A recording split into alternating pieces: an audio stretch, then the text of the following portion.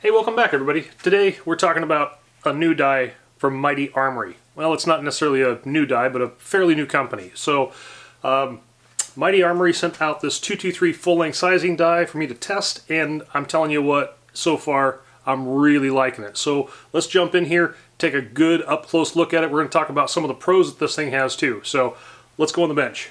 So first off, this is the Mighty Armory die. It's a very simple design. The cap comes off, your rod comes out in one piece here, and you've got your decapping pin right here. Now let's take a real close look at this decapping pin. If you look at this assembly here, it's got a bevel to it, and I have to believe that that is part of what makes this so strong.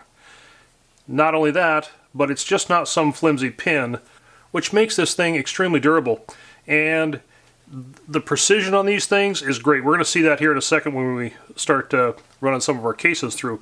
But not only that, I'm sure many of you have had this happen before, where the style of these other rods and decapping pins just don't seem to hold up.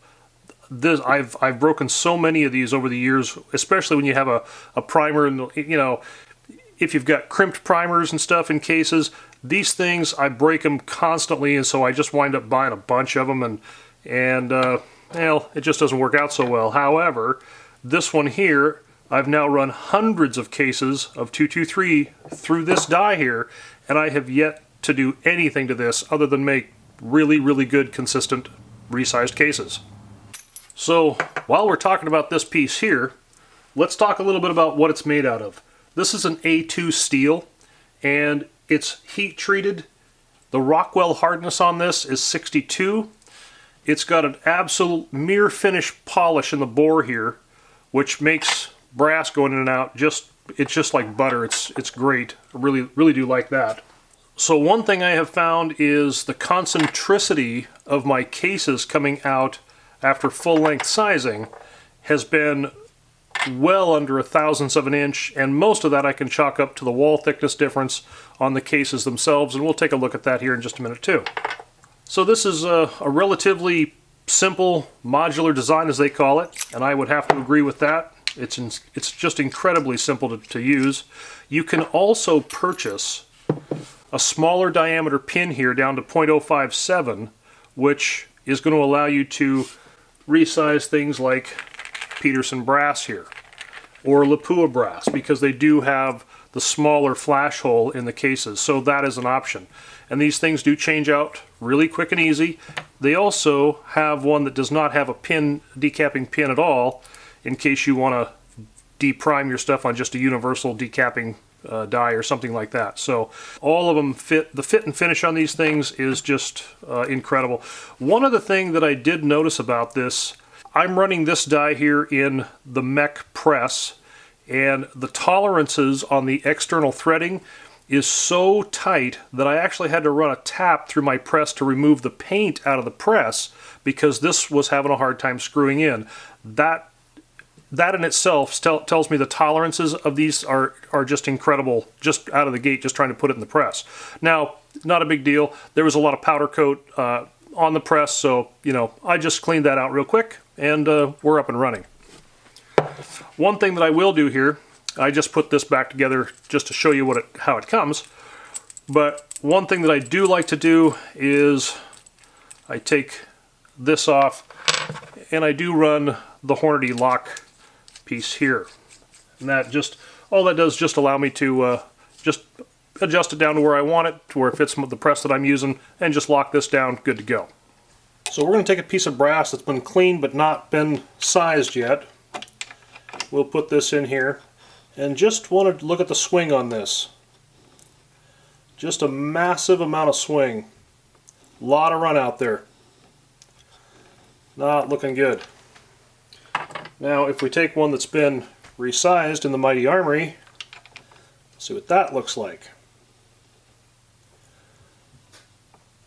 About a 0.5 at the most, and there's actually a tiny scratch here in the brass, which I believe is causing part of that little bit of a jump there. You can see that needle just kind of bounce in one little spot, which is probably that little tiny scratch that I've got in here. So what does that tell me? It tells me that this die is cranking out some just incredibly tight tolerances for run out in these cases.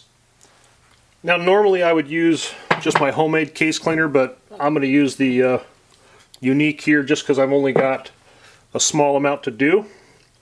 So I just kind of get some on here, and just like butter, just like that. Do a few more here.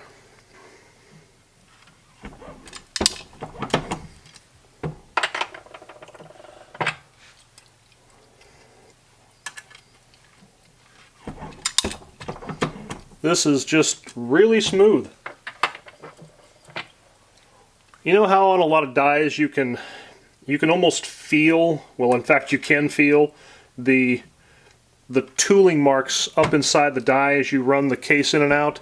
This one here, there's just, you don't feel that. And that has a lot to do with the polishing on the inside of that inside of the bore of the die there. They're just really, really nice. You don't even need to get a handful on this thing here. You can literally just like this with this die, just down and right back up. That's how smooth this thing is. Now a lot of it I suppose it has to do with the press as well. This is a super nice press. I like this press a lot. The mech press is my absolute new favorite. But the die has a huge amount to do with that nice polished bore.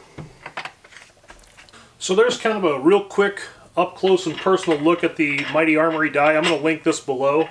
So bottom line, this die, this thing rocks. I love this die. Now it's a full length die.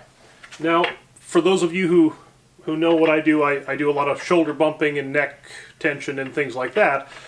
The one thing I don't do is I don't do that kind of stuff on an AR.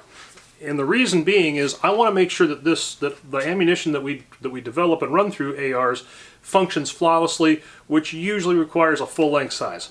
And that just happens to be what works great out of this gun. So here's the deal. We are, both my boy and I, we both been out shooting, and pretty much all we've been doing is just out making empty cases. What we're doing here is we're just working this die quite a bit. Just, you know, the more you use it, the smoother it seems to get. We're also just starting to do some load development with this, and we've already got some of that. You'll see that in the next video.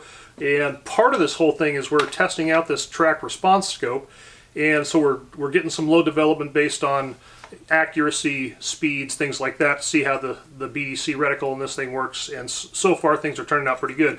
One other thing that we're going to show too is I'm just taking a cheap set of dies, I won't name names, but just a cheap set of dies, and we're going to show you the group difference between a cheap set of dies and this Mighty Armory die, and you're going to see the difference here. So this is an Olympic Arms Ultra Match 16-inch barrel.